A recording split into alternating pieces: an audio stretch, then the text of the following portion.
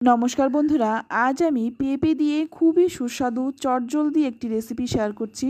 পেঁপে এমনই একটা সবজি যেটা খুব উপকার হওয়া সত্ত্বেও কিন্তু আমরা ভালোবেসে খাই না। তাই সবাই যাতে ভালোবেসে এই পেঁপেটা খায় সেই রকমই একটি রান্না শেয়ার করছি। খুব সিম্পল একটি রেসিপি, খুব একটা তেল মশলার বাহুল্য নেই, খেতে কিন্তু ভীষণই ভালো হয়। তো রান্নাটা করার জন্য প্রথমেই এখানে নিয়েছি একটা পেঁপেটাকে খোসা ছাড়িয়ে তারপর লম্বা লম্বা করে কেটে নিয়েছি। আর এই পেঁপেটার মধ্যে কিন্তু একটাও বীজ ছিল না।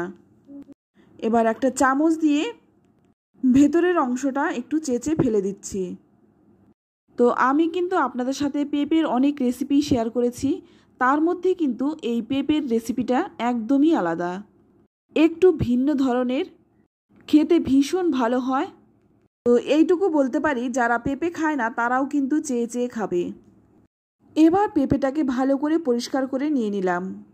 তো এখন আমি পেঁপেটা কেটে নেব। তো পেঁপে আমি কিভাবে কেটেছি সেটা একটু দেখিয়ে দিচ্ছি।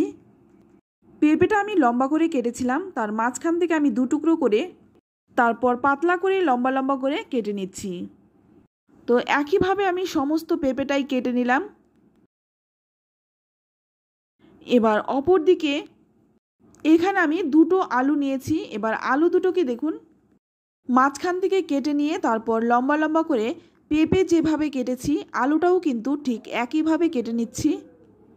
তো আলুটা কেটে কিন্তু আমি সঙ্গে সঙ্গে জলের মধ্যেই রাখছি, নইলে কিন্তু আলুটা কালো হয়ে যাবে। এবার আলুটাও কিন্তু 2-3 বার জল পাল্টে পাল্টে ধুয়ে নেব।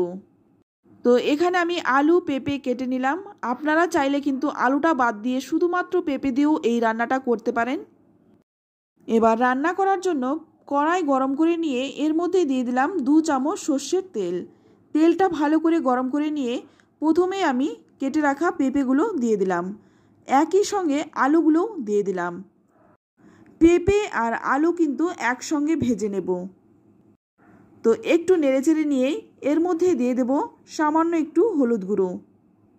হলুদ গুঁড়ো কিন্তু খুব বেশি দেওয়ার প্রয়োজন নেই, অল্প একটু হলুদ গুঁড়ো দিলেই হয়ে যাবে। তারপর হলুদ গুঁড়োটা দিয়ে খুব ভালো করে নেড়েচেড়ে মিশিয়ে নিচ্ছি। এবার এর মধ্যে দিয়ে দিচ্ছি স্বাদ মতো লবণ। তবে লবণটা কিন্তু পেঁপে আর আলুটা একটু ভেজে নিয়ে তারপরে দিয়েছি। লবণটা ভালো করে মিশিয়ে নিয়ে তারপর একটা ঢাকা দিয়ে ভাজবো। ততক্ষণে এদিকে আমি একটা মশলা বানিয়ে নেব। তো এর জন্য একটা শিলের মধ্যে আমি নিয়ে নিচ্ছি কিছুটা আদা, নিয়ে নিচ্ছি 3টে কাঁচা লঙ্কা, হাফ চামচ নিয়ে নিচ্ছি গোটা জিরে, আর দিয়ে দিচ্ছি 1 চামচ কালো সর্ষে। এবার এই মশলাটা কিন্তু খুব ভালো করে বেটে নেব। তবে আমি এখানে শিলে বেটে নিয়েছি, আপনারা কিন্তু মিক্সিতেও বেটে নিতে পারেন। শিলে বাটা মশলাটা কিন্তু স্বাদটা কিন্তু অনেকটাই বেশি ভালো হয়। তো দেখুন বেটে নিলাম। আর এইদিকে কিন্তু পেঁপে আর আলুটা কিন্তু খুব ভালো করে ভাজা হয়ে গেছে। এবার তুলে নিচ্ছি। তো ভেজে তুলে নিলাম। এবার ওই কড়াইয়ের মধ্যেই দিয়ে দিচ্ছি আর 1 চামচ সর্ষের তেল। ফোড়নে দিয়ে দিচ্ছি হাফ চামচ গোটা জিরে। ফোড়নটা একটু ভেজে নিয়েই এবার এর মধ্যে দিয়ে দিচ্ছি একটা মিডিয়াম সাইজের টমেটো। টমেটোটা যাতে তাড়াতাড়ি নরম হয়ে যায় তাই সামান্য একটু লবণ দিয়ে দিলাম। পেঁপে ভাজার সময় কিন্তু লবণ দিয়েছি, সে কথা মাথায় রেখে লবণটা দিতে হবে। এবার একটা ঢাকা দিয়ে টমেটোটা ভেজে নিচ্ছি যাতে টমেটোটা তাড়াতাড়ি নরম হয়ে যায়। তো এখন দেখুন টমেটোটা কিন্তু নরম হয়ে গেছে। এবার এর মধ্যে দিয়ে দিচ্ছি বেটে রাখা মশলাটা। মশলাটা দিয়ে টমেটোর সাথে ভালো করে মিশিয়ে নেব। সামান্য একটু জল দিয়ে দিলাম যাতে টমেটোটার সাথে ভালো করে মশলাটা মিশে যায়। এইভাবেই কিন্তু 3-4 মিনিট কষিয়ে নিতে হবে। সামান্য একটু হলুদও দিয়ে দিলাম। 3-4 মিনিট সময় নিয়ে কিন্তু ভালো করে কষিয়ে নিয়েছি। দেখুন মশলাটা থেকে কিন্তু তেলও ছেড়ে দিয়েছে, দেখে কিন্তু বোঝা যাচ্ছে মশলাটা খুব ভালো করে কষানো হয়ে গেছে। এবার দিয়ে দিচ্ছি ভেজে রাখা পেঁপে আলু। এবার মশলার সাথে খুব ভালো করে মিশিয়ে নেব। তারপর কিন্তু 2 মিনিট ভেজে নেব। তো দেখুন মশলার সাথে খুব ভালো করে একটু ভেজে নিলাম। এবার এর মধ্যে দিয়ে দিচ্ছি জল। এই রান্নাটা কিন্তু একটু মাখো মাখো হবে, খুব একটা ঝোলও হবে না, আবার একেবারে শুকনোও হবে না। এবার এর মধ্যে দিয়ে দিচ্ছি সামান্য একটু চিনি। আপনারা যারা রান্নায় চিনি পছন্দ করেন না তারা কিন্তু চিনিটা বাদ দেবেন। তারপর ভালো করে নেড়েচেড়ে মিশিয়ে নিয়ে 2 থেকে 3 মিনিট ফুটিয়ে নেব। তো একটু ফুটিয়ে নিয়েছি। এবার এর মধ্যে দিয়ে দিচ্ছি 3টে চেরা কাঁচা লঙ্কা। এখন লঙ্কা দিলে সেরকম একটা ঝাল হবে না, কিন্তু লঙ্কার গন্ধটা তরকারির সাথে মিশে স্বাদটা বাড়িয়ে দেবে।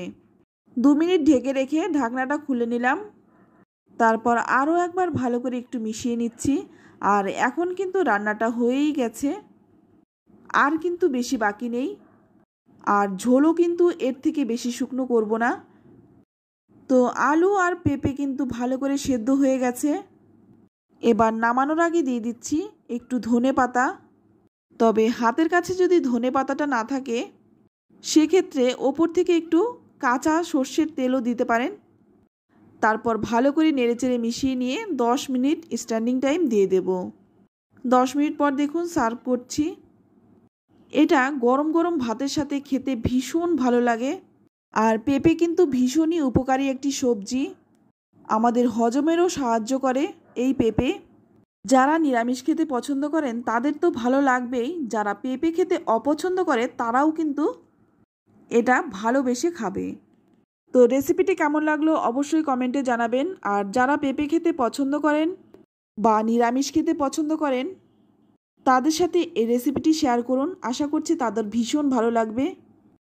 আর আপনি যদি আমার চ্যানেলে নতুন হয়ে থাকেন চ্যানেলটা সাবস্ক্রাইব করে আমার পাশে থাকার অনুরোধ রইল।